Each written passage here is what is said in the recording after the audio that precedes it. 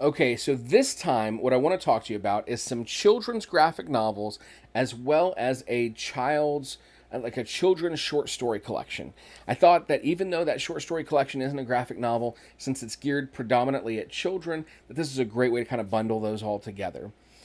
So I'm excited to talk to you about these, and I also want to do, just I live in North Texas. I want to definitely thank the North Richland Hills Public Library, where I got the two of these that I'm going to be talking to you about today. I love to own these things, and I'm working on building my own collection so I can own them all. But if you can't get a hold of these things, check your local library. As a future librarian, I always want to shout out the library and encourage you to go. So, the first one I want to talk about is this one here. This one is called The Bully. Now, I want to show you kind of a comparison here. This is one of the adult graphic novels. I'll be talking about these in my next video, and the children's graphic novels. One of the ways that you can tell the difference is the size, right off the bat, the art style and the content. So these children's graphic novels, they are not as scary, not as graphic. Like if there's any kind of violence, it's not graphic violence. There's less language. They're definitely aimed more at young kids, and they're shorter. Okay. So the one that I want to talk to you about first is called The Bully. By the way, these are all done by Greg Pak. And you can see here Greg Pak, Valeria Favoccia, Dan Jackson, Nate Piekos, and Ron Chan. Apologies if I mispronounced anyone's name. But The Bully. So this one says, Stranger Things, never let your fear make you cruel. Troy has been having nightmares about Elle ever since the psychokinetic girl embarrassed him in front of the school and broke his arm. So if you've been watching Stranger Things, you can remember when Elle gets very angry and takes on these bullies, and she actually breaks this young boy's arm. So she embarrassed him in front of the school and broke his arm. Powerless and anxious, Troy is determined to prove that what happened between him and Elle is only some form of trickery. But it wasn't. And soon he and his friend James will discover that their town is really as spooky as the nerds told them about. Written by best-selling author Greg Pak. Okay, so this follows Troy, and essentially he is trying to pick back up in his position as bully, but he's also scared of what's happened to him. And so as they go to kind of get even with the nerds and that did these things to them, we see different moments from the series play out, and we see them sort of come face to face with some of the scariest things, although they're not portrayed in a very scary way in this book. From the Stranger Things universe. We also see this book especially is a little bit hard in the sense that we see how a lot of the way that Troy is the result of the way that his father is. So just kind of a heads up that there is sort of a rough parental relationship there. But overall, it's a story about maybe becoming something better. And I recommend that one. The next one that I want to talk about, and this one's really fun, this one's called Zombie Boys. So Zombie Boys, it says, Zombie Boys never say die, a little shout out to the Goonies there. After confronting the Demogorgon and saving Will from the Upside Down, Mike, Lucas, Dustin, and Will struggle to adjust back to normal.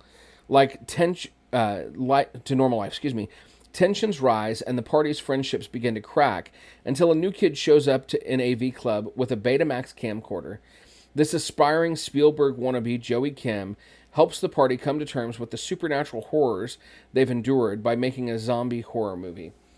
So this one really starts with Will and kind of Will struggling after everything he's been through, how to kind of go back to normal and how their relationships go back to normal. And they're all struggling. They're finding themselves irritated with one another and not really connecting the way that they used to. But this new boy decides that he wants to shoot a zombie movie, and they're becoming a part of it, forces them to sort of deal with some of their feelings. This is a really sweet story of friendship and kind of getting past something traumatic.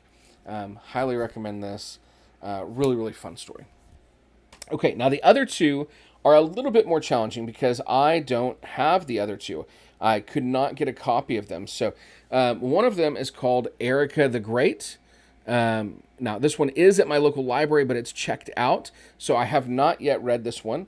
So let's take just a second, and I will read what that book is about to you.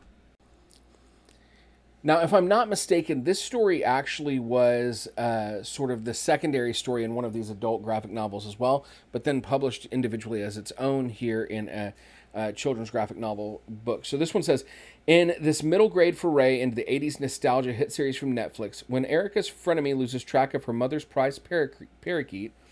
Oh, right away I can tell I'm wrong. It's very much its own story. The two will have to work together to return the bird safe and sound or deal with the consequences. They learn that even the toughest and smartest people need a little help now and then. So Hawkins, Indiana has been plagued by strange events for years now. With the Starcourt's Mall recent destruction, so that tells you that this is after season 3, spoilers, Erika's lost her favorite hangout spot and her free ice cream for life deal at Scoops Ahoy. To make matters worse, her brother is too busy for her and her mom won't let her play Dungeons and Dragons anymore. This is the story of an ambitious, bossy, brilliant 10-year-old dealing with boredom and the complexities of maintaining friendships through tough times. So that, right off the bat, also very exciting story and definitely one that is fun to check out. If you like Erika or you're intrigued by Erika, because Erika certainly has a strong personality, but she always seems to come through, then I highly recommend that you check this one out.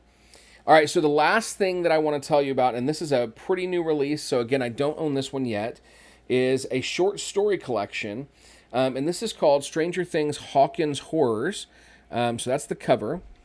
And it's a collection of terrifying tales. So this is not a graphic novel. It's a collection of short stories.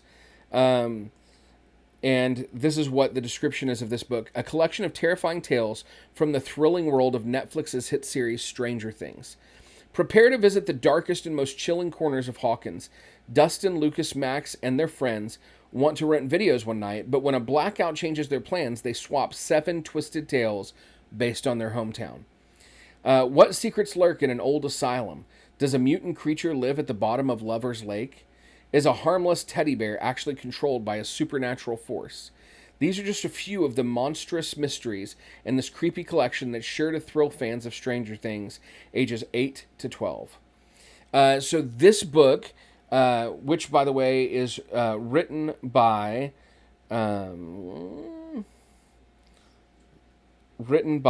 Matthew J. Gilbert. This book is a collection of short stories that's very much in the same vein as, I think, if you grew up reading like Scary Stories to Tell in the Dark or the Goosebumps books. So definitely children-geared short story, scary stories in Hawkins. So those are the children's books, and I really hope that you can find one that you're really interested in and pick it up.